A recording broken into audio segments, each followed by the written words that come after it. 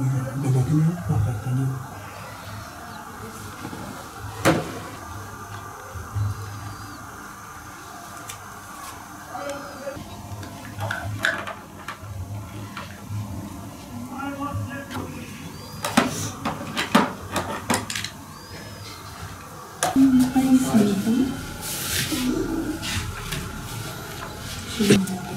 Evet, kısmı olmuş.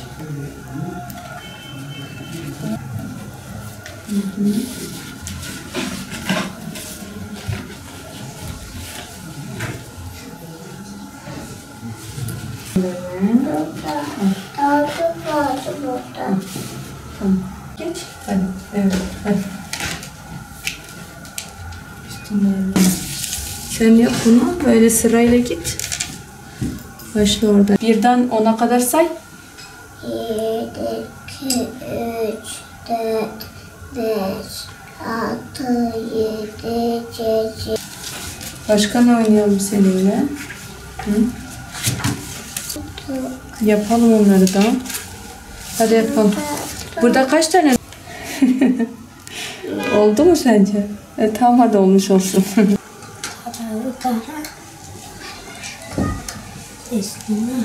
Dur o pastayı oraya koy. Tatlı olsun burada. Bu da kek olsun. Ben Kısmet Aksu. Eslina'nın annesi. İşte şu an 6 yaşına girecek. 3 Ocak'ta doğum günü inşallah. Anaokula başladı. Biz bu savaşa 1 yaşında başladık maalesef. Tam 1 yaşına doğum gününden sonra rahatsızlanmaya başladı. Ondan sonra vücudu falan her tarafı şişti. Sonra hastaneye götürdük. Bir şey anlamadılar. Eve geldik. O kadar şişmeye başladı ki kıyafet giydiremiyordum. Çok sıktı her tarafı. Komple gözleri kapalı böyle. Kabul etmediler. Özel hastanelere falan da götürdük. Bir şey anlamadılar. Diyarbakır'a gönderdiler.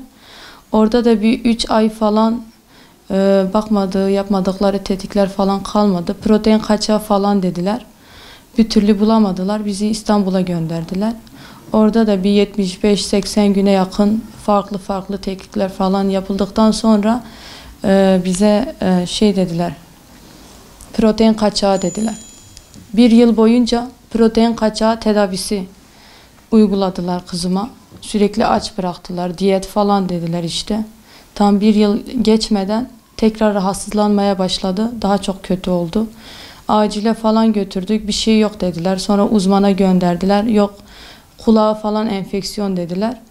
Neyse akşam tekrar gittik acile. Kanına bakınca yüksek enfeksiyon nedeniyle yatırdılar. Serum verince sıvı gitmedi. Yani idrar çıkışı olmadı. Olmayınca da sabah ultrasyon. Ultrasyonda maalesef tümör çıktı. 11 santim sol böbreğinde. Ondan sonra zaten Batman'da bizi kabul etmediler. Direkt Diyarbakır'a gönderdiler. Diyarbakır'a da gittiğimizde bir de Covid dönemi herkes içeriye kapanırken biz maalesef dışarıda savaşın içine girdik. Yani hiçbir şekilde kaçamadık. Her tarafa koşturuyorduk ne yapacağız, ne edeceğiz diye. Diyarbakır'a gittik. Orada da bize dediler ki işte hani çok yükselmiş 4. evre ve kemoterapi bile veremeyeceğiz dediler. Çocuk kaldıramaz dediler. İstanbul'a gönderdiler bizi. Oraya gidince de bakınca işte bir hafta falan tetikler, çekimler böyle hızlı bir şekilde her şey yapmaya çalışıyorlar. Tanı konuldu nöroblastom diye. 4. evre ama o kadar ki hani dedi yayılmış. Covid dönemi işte biz kemoterapi bile veremeyiz dediler. Kabul etmediler. İşte ondan sonra ben illa kızım için en azından bir ilaç vermek istiyorum dedim. En azından bir hani direkt eve götürmek istemiyorum onu. Öyle böyle kabul ettirdik. O da İstanbul'da vermediler kemoterapi. Diyarbakır'a geldik. Diyarbakır'da 3 kür kemoterapi aldık. Neyse dediler buraya yoksa değerlendirmeye gelin. Gittik değerlendirmeye çok şükür ilk 3 kürümüz iyi gitmişti. 5 santim küçülme vardı. Sonra tekrar bizi daha oradayken bir kür aldık. Mecbur aldık çünkü teknikler falan bitmeden 3. kürümüz geldi. Ondan sonra da orada kaldık. Kalacağımız yer yoktu. Ablamın evi vardı. Hastanede çok uzaktı. Sürekli eşim de eve gelmek zorunda kaldı. O zamanlar çalışıyordu çünkü. O zamanlar hasta değildi. O yüzden işte ben de ablamda kalıyordum. İlk görümcem kalıyordu benimle. Hastane bahçesinde kalıyordu. Diyordum kızdır. Hani bahçede kalmasın. Doktor izin vermiyor diyordu. Gitsin nereye gidiyorsa kız da olsa. Takmadı maalesef. Görümcem kız haliyle o hastane bahçesinde kalıyordu. İstanbul'da hani. Bir de insanın kendi memleketi olsa evine gider. Orada öyle kaldı. Orada da öyle bir şeyler çektik. Bazen ablamlara gidiyorduk. Uzaktı. Çok yol çekiyorduk. Arabalar. Bazen yürüyerek gidiyorduk maddi durumdan dolayı. Öyle böyle orayı şey yaptık. Sonra geldik tekrar Diyarbakır'a yapamadık. Orada tekrar kemoterapilerimizi aldık. Hiç küçülme olmadı bu sefer. Ameliyat dediler. Gittik Cerrahpaşa'da ameliyatımızı da olduk çok şükür. Orada kök hücre nakli olması lazımdı ama orada olmuyordu devlette diye hani özel bir hastane olması lazımdı. Oraya yönlendirdiler bizi. Orada kök hücre naklimizi olduk. Orada da 2-3 ay yatışta kaldık. 3-4 aya yakın. İşte ondan sonra ışın tedavilerimizi aldık. Orada da hani ablamın evi uzak olduğu için sürekli hastanede yatışta kaldık. Doktor bey öyle dedi. Bu çocuğun hani gidecek bir yerimiz yoktu orada. Kalacak bir yerimiz. Ablamın evi uzaktı. Tek başımıza kaldık. Eşim falan da hep Batman'da. Benle kızım tek İstanbul'daydık. 2,5 yıla yakın İstanbul'da tek başımıza kaldık kızımla. Oradan da yurt dışında bir ilaç alması lazım. İzmir'e gitmeniz lazım dediler. Oradan da İzmir'e bizi gönderdiler ama İzmir'de hiç kimsemiz yok. Ben bir hafta boyunca ağlamışım. İzmir'de ne yapacağım? Gitmeyi bilmiyorum. Tek başımayım. Ne edeceğim diye. İlacı almamaya karar verdik sonra. Yok dedim sonra yaparım dedim tek başıma da olsa. Gideceğim bakacağım. Aldım çantamı kızımı önce götürmedim. Gittim oraya. Doktorla konuştum. Yok dedi kesinlikle bu ilacı alman lazım. Senin bu ilacı vermen lazım kızına. Git kızını al gel dedi. Korkuyordum ne yapacağım tek başıma ne edeceğim. Öyle böyle Allah yardım etti. Orada da bir yerlerde kaldık. Hastanede zaten çoğu zaman kalıyorduk. Çoğu ömrümüz orada ilacımız. Tam 1. kürdü. Zaten kızım çok ağır geçiyor. Böyle 10 tane doktor başında. Makineye bağlı. İlk kürü çok ağır. Ondan sonra bir telefonum çaldı. Eşimin haberi geldi bana. Acilde işte sağ akciğerinde kitle çıkmış. Yani sanki rüyadaymışım gibi inanamadım. Kızım gözümün önünde ölü gibi. Bir yandan da hani eşimin haberi geldi bana. Yani çok kötüydü o anlar. Ne yapacağım? Hangisine koşacağım? Kızımı bırakamıyorum. Eşim hastanede orada. Hani ameliyat edilmesi lazım. O an çok çok kötüydü o anlar hani.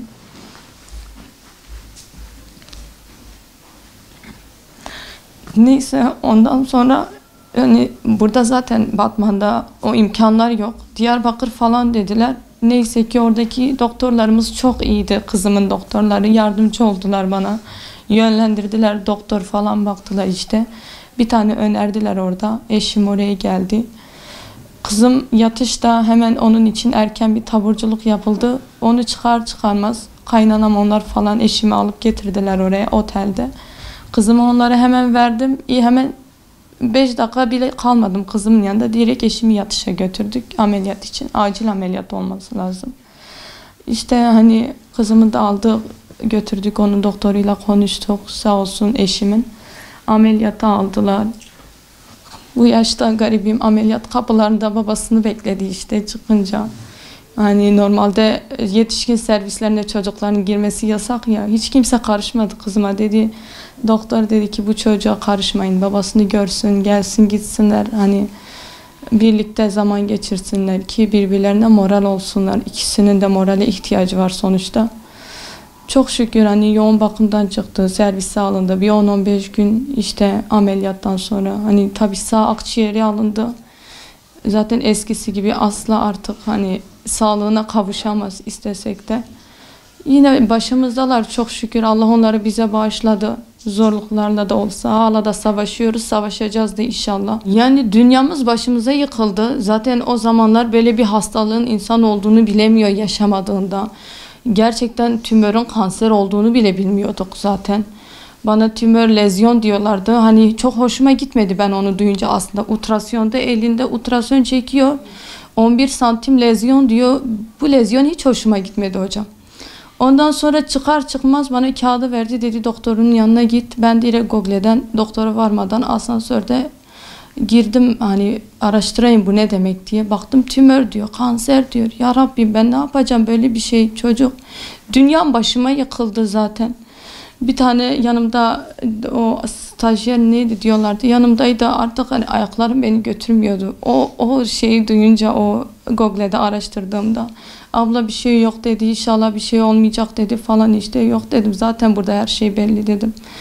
Yani zorla kolumdan tuttu, işte götürdük, doktorla konuştuk falan. Benim hani kızıma o kadar ki böyle, zaten doktor korkuyor ki hiç eve bırakmadı, direkt ambulansla bizi Diyarbakır'a gönderdiler.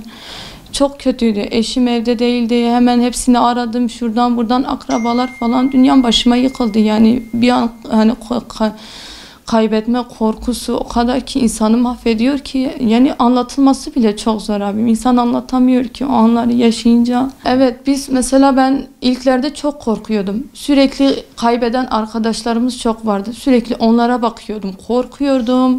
Benimki de mi gidecek? Ben de mi kaybedeceğim çocuğumu? Ama sonra baktım ki yanımda hani iyileşen arkadaşlarımız da var çok şükür. Hani artık ondan sonra gidenlere değil de kalanlara bakmaya başladım. Hani onlardan hani onlardan hani nasıl diyeyim, evet ondan cesaret aldık. Sonra umut oldular bize. Dedim ki ben hani tamam çok kötü bir şey yani gidenler maalesef, ama en azından kalana bakayım da hani diyeyim benimki çocuğum da iyileşecek. Biz de kazanacağız dedik inşallah. Çok şükür yani. Şu anda anaokula gidiyor. Hani tam bitmiş değil. Daha fazla ilaç kaldıramadı maalesef vücudu. Çok fazla ilaç aldık çünkü. 24 kür kemoterapi aldık. 11 kür akıllı ilaç aldık. Hani çok fazla aldık. Bir de kök hücre nakli olduk. Işın tedavi aldık. Daha fazla bu çocuk kaldıramadı bu ilaçları. Şu anda ilaç da alamadı. Karaciğer emzileri çok fazla yüksek. 8-9 aydır ilaçsız takip ediyorlar. Hala hafif bir izi var, yani bitmemiş. Bizim MIBG diye bir çekimimiz var. Skorumuz hala 1 olarak devam ediyoruz. Yani beklentim, benim kızım zaten hasta. Sürekli İzmir'e gidiyorum. Burada çocuklarım yalnız kalıyor. Eşim de rahatsız. Eşim çok rahatsız. Hani çalışamıyor. Ağır yük kaldıramıyor. Hafif bir koku aldı mı çok öksürüyor. Sağ akciğerinde hani akciğeri zaten yok. Bir lob kalmış, sürekli sıvı birikintisi var. Yani bir maddi desteğinize çok ihtiyacımız var. Bu bizi yalnız bırakmasanız çok sevinirim yani. Çünkü yani eşim de ne kadar desem hani sağ akciğeri alınmasa tamam diyeceğim, ileriki dönemde iyileşecek inşallah. Ama o sağ akciğer geri gelemez artık. Eski sağlığına hiçbir zaman kavuşamayacak. Yine başımızda dursun da çocukların babasız kalmasın. Bu bize yeter yani. Allah bize bağışladı, bu bize yeter. Ama bizim arkamızda dursanız, bizi yalnız bırakmasanız çok mutlu oluruz. Yani LÖSEV'den, yetkililerden destek istiyoruz. Çocuklarım okula gidiyor. 4'ü de okula gidiyor. Eğitimleri için destek istiyorum. Onların okumalarını istiyorum. Kızım sürekli gidiyoruz. Uçak biletleridir. Orada kalan otel paramızdır. İnan taksi parasıdır. Havaalanından oraya gidiyorum. 500 TL para veriyorum her seferinde. Geliş gidişi artık anlatamam. Yani çok zorlanıyorum. Her gidişimde 20.000 lira uçak param gidiyor. Orada kaldığım oteller ücretli. Hani orada ilaçlar falan alıyorum. Çekimlerimiz falan var. Hani zaten masraf biliyorsunuz. Yemek falan her şey çok pahalı. Yani çok masrafım gidiyor. Ekstra hani bunu zaten diyorum ya, sadece uçak parası 20.000 liram gidiyor. Bir de ekstra okul, çocuklar okula gidiyor. Ev masrafı falan, zaten ev kira. Gerçekten çıkamıyorum altında. Ben de çalışamıyorum. Çocukları bırakıp gidemiyorum. Eşim de çalışamıyor. Hani eskiden tamam çalışırdı, yine çalışsaydı iyi olurdu ama yapamıyor yani, rahatsızdır. Destek çıksanız sizden ricam, çok mutlu oluruz. Çocuklarım için en azından okusunlar. Gelecekte kimsenin eline bakmasınlar, kimseye muhtaç olmasınlar istiyorum. Destek olsanız çok mutlu olurum. Eğitimlerinde, evde, kızımın hani sağlık şeyinde hani peşinde koşayım, sağlığını iyi bir şekilde ilerleteyim diye tedavileri için yardımcı olsunlar ki tedavileri için gelip gidebileyim İzmir'e. Çünkü Batman'da yok, İstanbul'a gidemiyorum zaten, İzmir'dir tedavisi. tedaviye devam edebilmem için bana yardımcı olsalar çok sevinirim. Çok düşünüyorum. Bazen hani bilet kesip gideceğim, nasıl keseceğim? Kesemesem gidemeyeceğim. Tedavisi yarım kalacak. Bu kadar yol almışken tekrarlamasın diye takip etmem lazım. Hani o yüzden gitmem lazım. Hani istedikleri zaman. Onun için yardımcı olsalar bana çok mutlu oluruz yani. Buradan da LÖSEV'e çok teşekkür ederim. Bu sıkıntılı dönemimizde bize destek çıktığı için sizlere çok teşekkür ediyorum. Devletimize de çok teşekkür ediyorum. Allah razı olsun hepinizden.